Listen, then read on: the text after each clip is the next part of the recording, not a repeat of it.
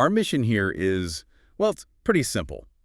We take an overwhelming stack of sources, and we give you the essential distilled truth. And today we are not diving into policy or, abstract theory. No, we are opening a file that reads like a screaming emergency alert. It's a citizen's formal, absolutely brutal indictment of institutional collapse. This is a document that you can just feel it. It demanded immediate and total escalation. It's addressed not to some clerk, not to a consul. Right. It goes directly to Andriy Sybiha, Minister of Foreign Affairs of Ukraine. The message is stark. What happened here wasn't a mistake.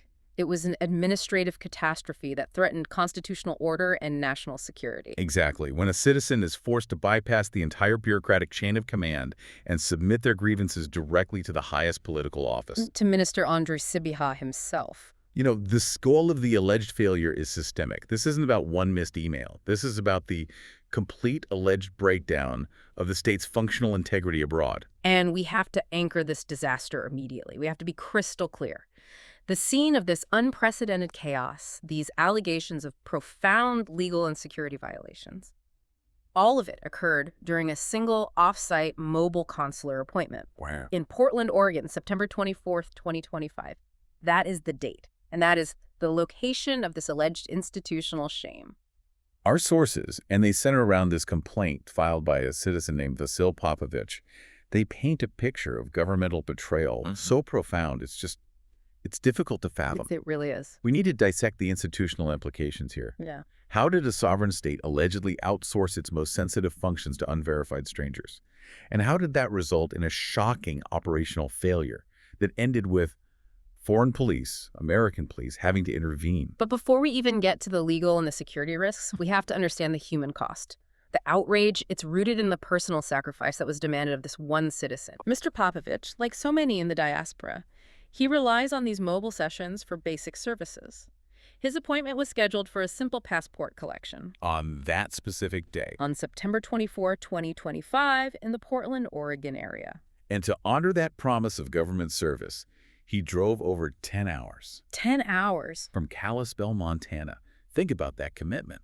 That is a massive investment of time, fuel, money, personal stress, all of it based on the simple promise that the state would uphold its end of the bargain. He arrived, documents in hand, with an officially confirmed appointment scheduled for 3:40 p.m. on that fateful day. So he did everything right. Everything. He trusted the system. And what was the immediate response from the state apparatus after he'd given up a full day of his life? Driven across state lines. Arbitrary, cold, unexplained denial. He was allegedly met by an unauthorized individual who, without any explanation, just said no. No, just no. That's it. They rejected his pre-booked, confirmed appointment. The contempt is just. It's palpable. To subject a citizen to a 10-hour odyssey, only to meet them with an arbitrary, unexplained roadblock, that's administrative cruelty. It signals, just as the complaint alleges, an operational culture that's rooted in deep, deep indifference to the citizens' time and their constitutional rights. How is this institutional contempt even possible in a democratic state? I mean, this denial, it wasn't just some bureaucratic incompetence, it was the spark. It was. Popovich realized this wasn't just a mix-up. This was evidence of a deeper systemic rot. So instead of driving 10 hours back home with nothing... He stayed. He watched the whole disaster unfold in Portland, Oregon, September 24th, 2025. And what he observed compelled him to write this searing, incredibly detailed account to Minister Andriy Sybiha. We are talking about allegations that begin with rigging the entire system to exclude ordinary citizens, escalating to profound national security breaches in a hostile environment, and culminating in a chaotic public near riot. So let's unpack this layer by painful layer.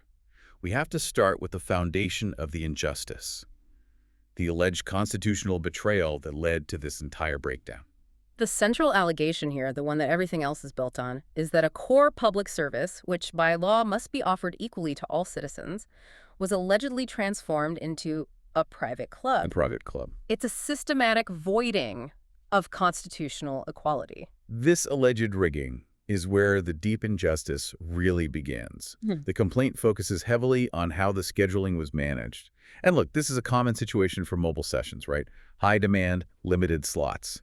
The system has to be fair. It has to be transparent. It has to be. But instead, according to the complaint, the system was allegedly rigged via what Popovich sarcastically calls the whispered announcement. A whispered announcement. What does that even mean? Imagine a foot race where only one team knows exactly when the starting gun is going to fire. That is the nature of the advantage conferred here. They didn't need to know the official sign-up date. Not really. They needed the operational secret. The precise second the slots would go live online. If you have that information, you can coordinate, you can prepare, and you can monopolize access before the general public even knows the race has started. And this critical operational detail, the golden ticket, as the complaint calls it, it wasn't distributed via official public channels. No. It was allegedly circulated quietly, confidentially, to the leadership of a specific Slavic church in the region. Wait, let's stop right there. The diplomatic mission allegedly created a private back channel for access to state services. That's the allegation. We are talking about fundamental constitutional rights being filtered through a private, specific religious organization. That instantly creates a privileged, two-tiered system. It does. And it violates every single principle of administrative fairness. This is not how government works in a free society. It is the absolute antithesis of the rule of law.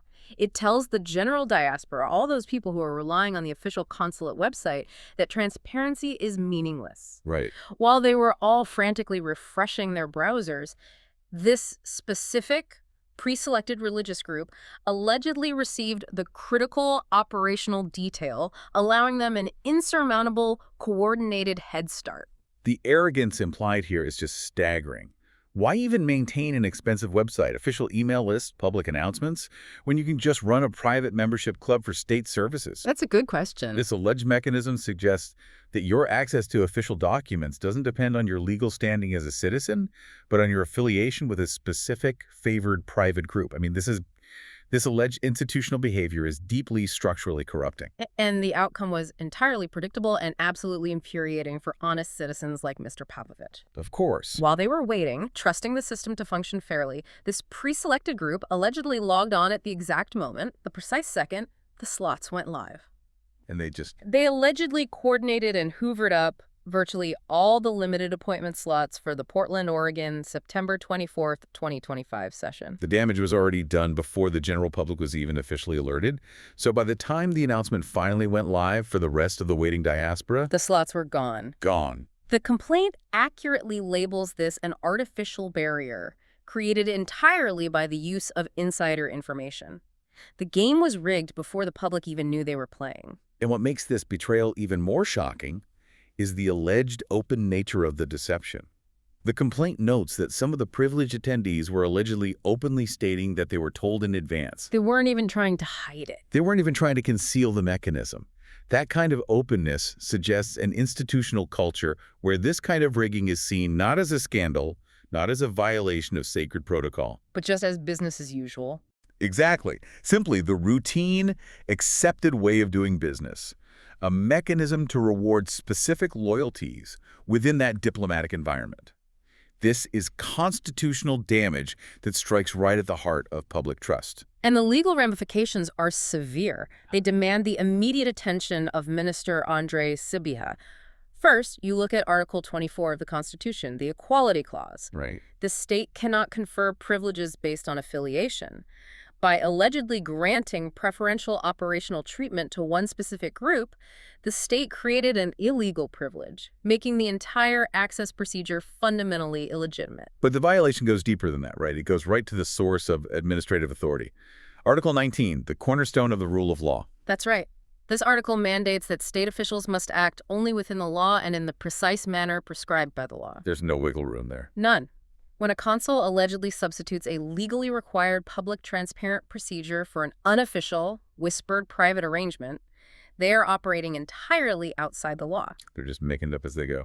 They are creating and enforcing their own arbitrary rules of engagement, which is the very definition of administrative lawlessness. So the diplomatic mission, which is tasked with representing and upholding the law abroad, is allegedly acting as a law unto itself. Yes. That systemic betrayal teaches the diaspora a terrible lesson. Yeah. That the consulate is not a neutral, reliable government body serving all citizens, but a place that requires connections and in-crowd status. This alleged violation of constitutional equality demands immediate, uncompromising accountability from Minister Andrei Sibiha. Okay, so if the rigged scheduling was the injustice, the choice of location elevates this failure to a full-blown, terrifying national security threat. Yes. We are moving from constitutional betrayal to the reckless endangerment of state secrets. This is non-negotiable diplomatic protocol. It's not complicated. A mobile reception processing biometrics, original passport, state database access, sensitive personal data.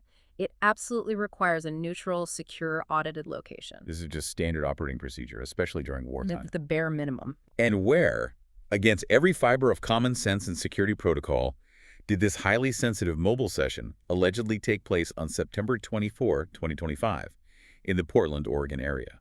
In the building of an organization that the local Ukrainian community explicitly, repeatedly, and publicly associates with cultural and social structures connected to the Russian diaspora.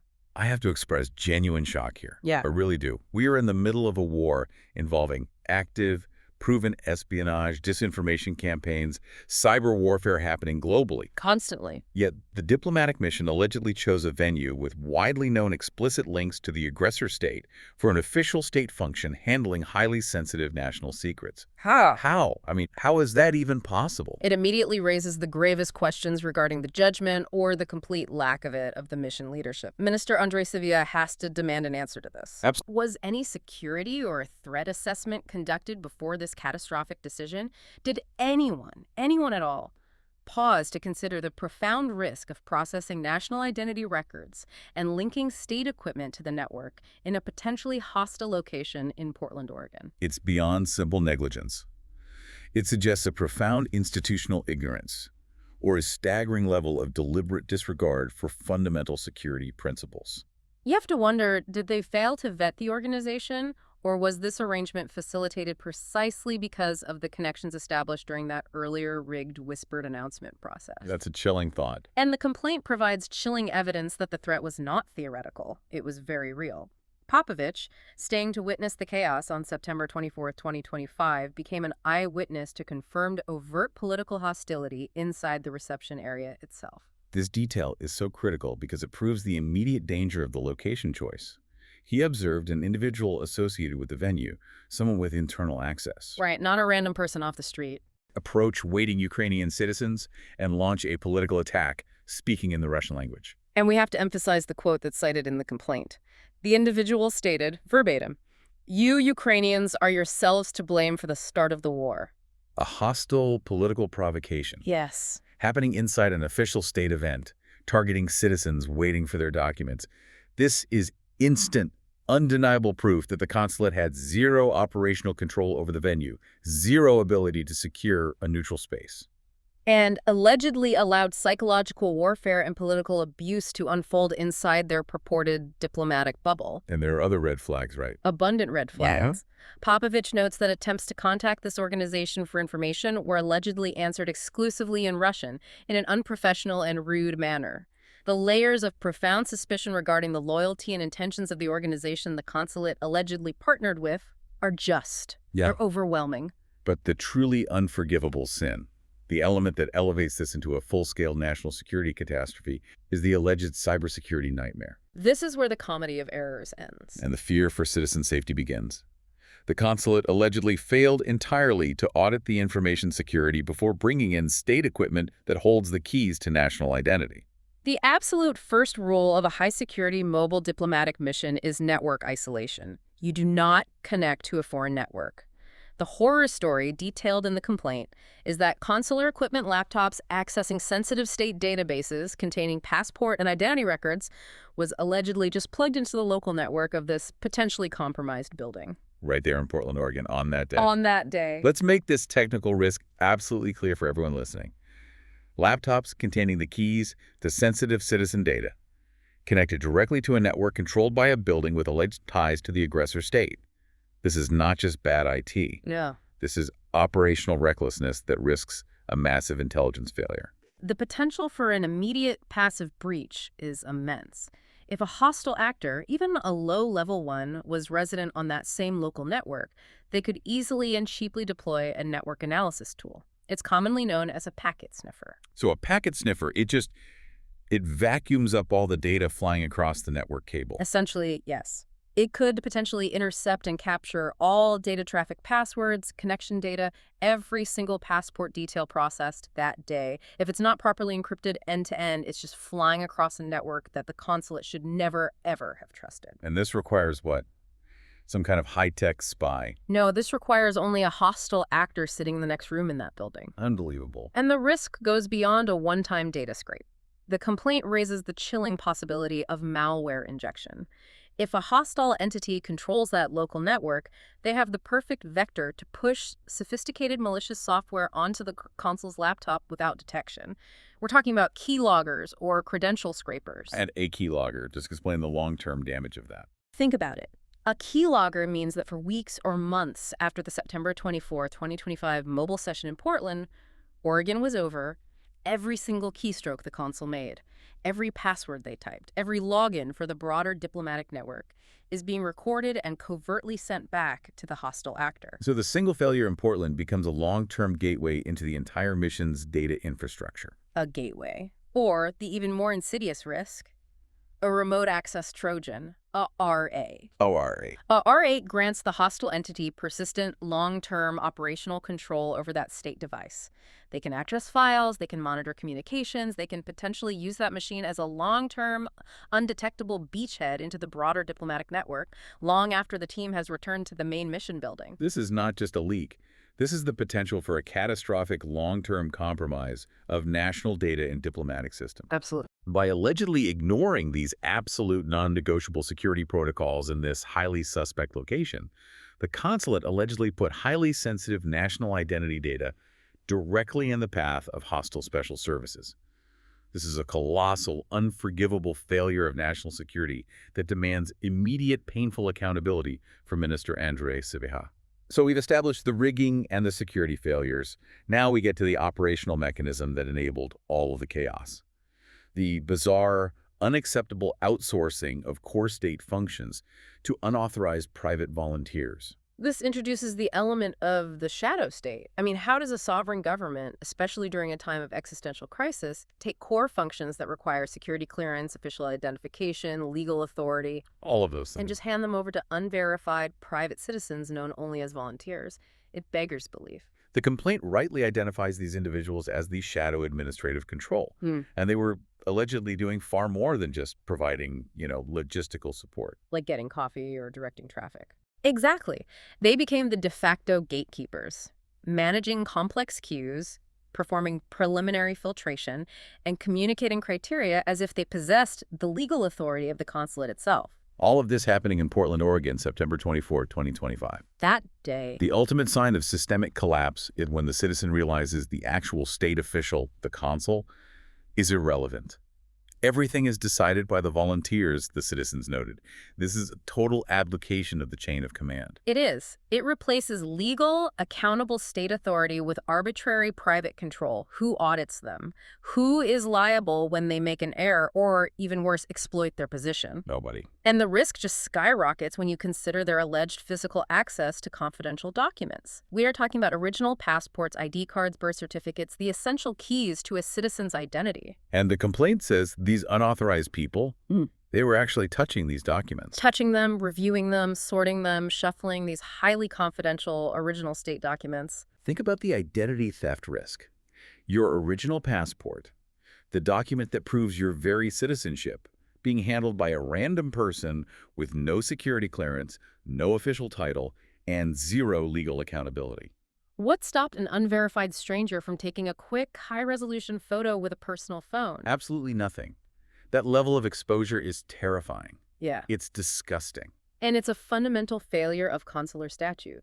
Consular missions are prohibited from allowing third parties to handle original documents or access the official workplace unsupervised. So this isn't a gray area. This is black and white. Black and white.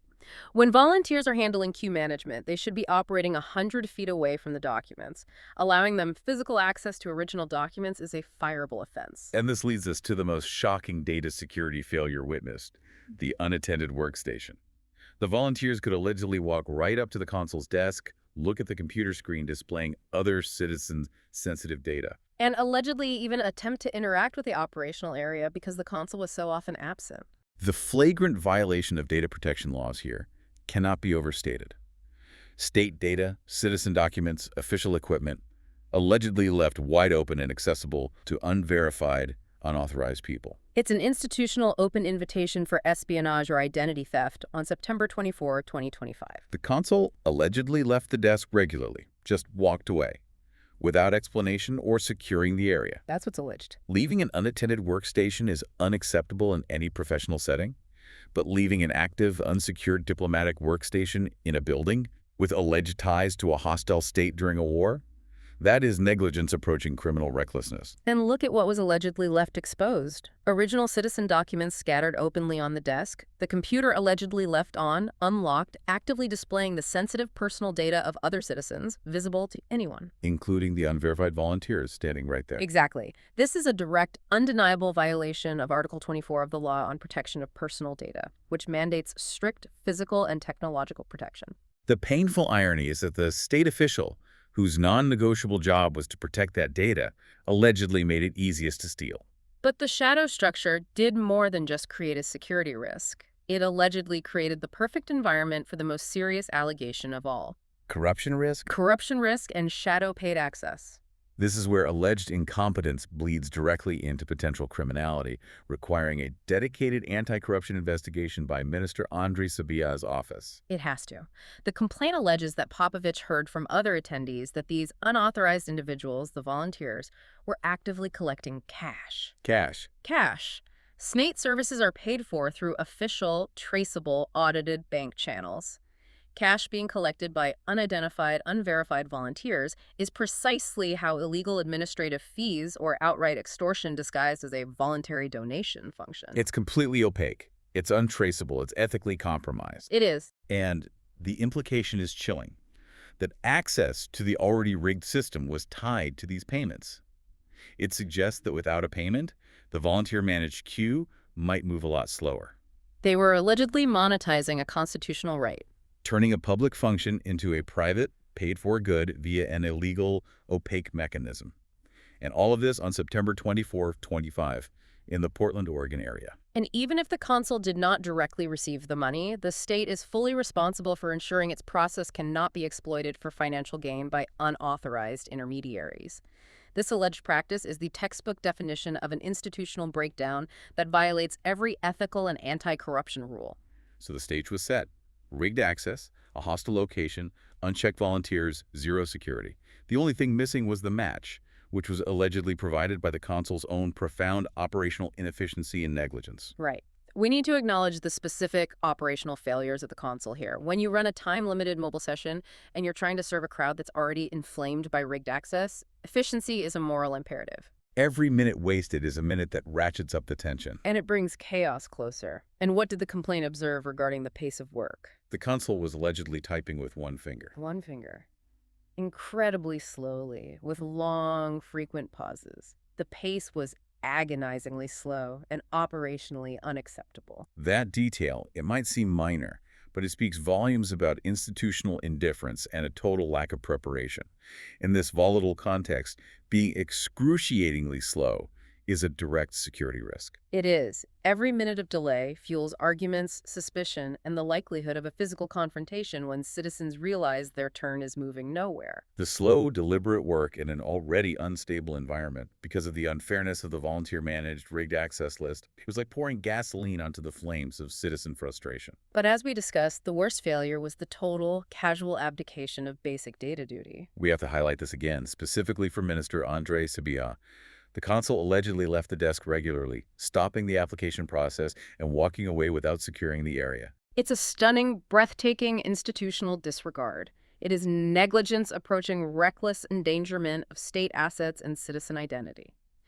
When you step away from a high-security workstation, protocols mandate locking the screen, clearing sensitive documents, ensuring physical security. Instead, original citizen documents, including passports, birth certificates, and ID cards, were allegedly scattered openly on the desk. And the computer was allegedly left on, unlocked, actively displaying the sensitive personal data of other citizens for anyone, including unverified volunteers, to view. It's a security breach served up on a silver platter. right there in Portland, Oregon, on September 24th, 2025. The combination of flagrant security violations, agonizing inefficiency, and the sheer injustice of the volunteer-managed lists created an environment where an explosion was. It was inevitable. And that explosion was the public meltdown. Tension boiled over, leading to conflict and shoving. And the chaos was triggered by the arbitrary lists created by volunteers, overriding the official appointment system, like the one Mr. Popovich had confirmed. Citizens, driven to desperation by institutional injustice, finally snapped. This is the moment where administrative incompetence turns into an international incident. It does. The situation got so toxic and so out of control that a foreign police force had to be called in to manage a sovereign state's administrative event. The ultimate humiliation. U.S. police intervention. The Tacoma Police Department had to walk into a Ukrainian consular reception because the diplomatic mission was utterly incapable of maintaining order or managing its own basic appointment process. All of this happening in the Portland, Oregon area on September 24, 2025. That image U.S. officers intervening in a Ukrainian diplomatic service session is the defining, most visible sign that the mission had completely, irrevocably lost control. The diplomatic shame is immense. It is. A sovereign nation operating on allied U.S. soil cannot even manage a line of its own citizens trying to pick up a document without requiring foreign law enforcement assistance. The disruption was so severe that work stopped, access was limited, and citizens were left scared and having to explain the near riot to American officers. And the reputational damage this inflicts on the mission, and by extension on the Ministry of Foreign Affairs under Minister Andrei Sybiha, is profound. How could it not be? It sends a terrible, damning message to the host country, the United States, about the mission's operational competence and reliability. This failure violated basic internal rules which demand professional crowd management and safety protocols, especially during public-facing events. The call to the police was not some random accident. It was the predictable, inevitable culmination of rigging access, choosing a hostile location, delegating authority to unauthorized people, and having a state official who allegedly failed to protect both data and documents. This is the most public humiliation a diplomatic mission can possibly suffer. And it all happened right there in Portland, Oregon, September 24th, 2025. So we have tracked the narrative from a single citizen's 10-hour drive to an international embarrassment involving foreign police. Mr. Popovich's complaint closes with a powerful, comprehensive legal summation and non-negotiable demands for accountability. All directed squarely at Minister Andrei Sybiha. Directly at him. And he is absolutely correct in calling this a legal avalanche. This was not a sequence of isolated mistakes. It was a complete systemic collapse, violating nearly every major legal and ethical statute governing diplomatic work. So let's go through them. We need to explore the specific implications of these 7 types of alleged violations. First, the fundamental, constitutional violation. By allegedly implementing rigged access based on private affiliation, the consulate violated Articles 24 and 19. And the practical consequence of that. The practical consequence is this potentially voids the constitutional legitimacy of every single transaction that took place that day because the access was founded on illegal privilege rather than public process. Okay, second, the diplomatic service law violation. This law is explicit that official tasks cannot be delegated to unauthorized private actors.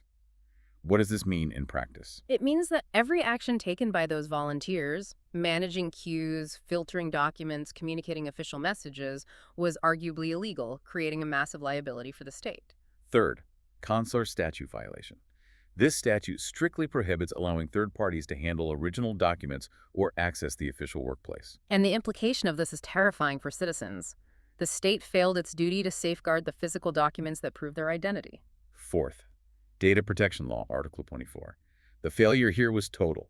The abandoned unlocked computer, the open documents, the alleged connection to a hostile network. And this isn't just a fine. This is potentially a catastrophic exposure of national identity data, forcing the entire Ministry of Foreign Affairs to assess long-term compromise risk stemming from that one session in Portland, Oregon, September 24, 2025. Fifth, Anti-Corruption Law.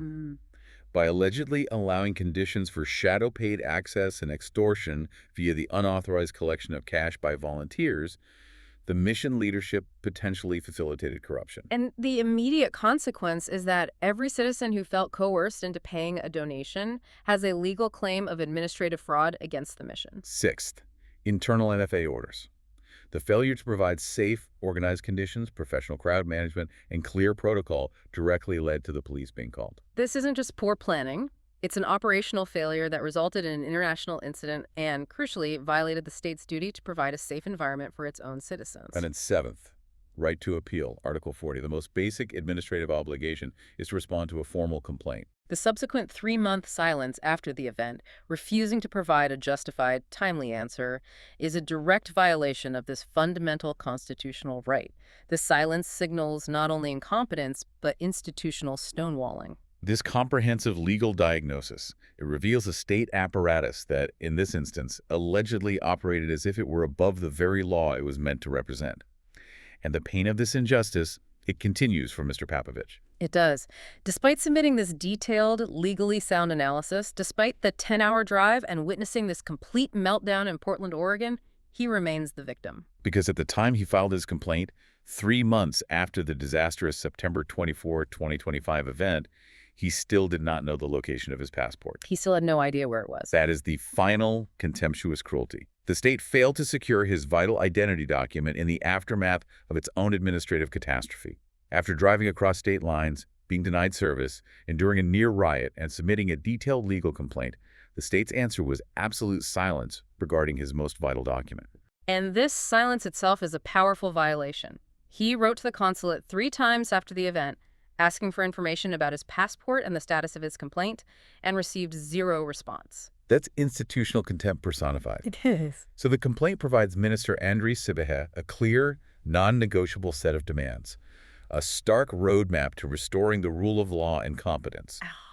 These are not suggestions. No, these are demands for systemic change. First, the immediate launch of a full internal investigation covering security failures, the illegal use of volunteers, and the indefensible location choice. The mission must understand the full gravity of its actions in Portland, Oregon. Second, non-negotiable disciplinary action against the consul for ethical failures and operational incompetence that directly led to the police being called.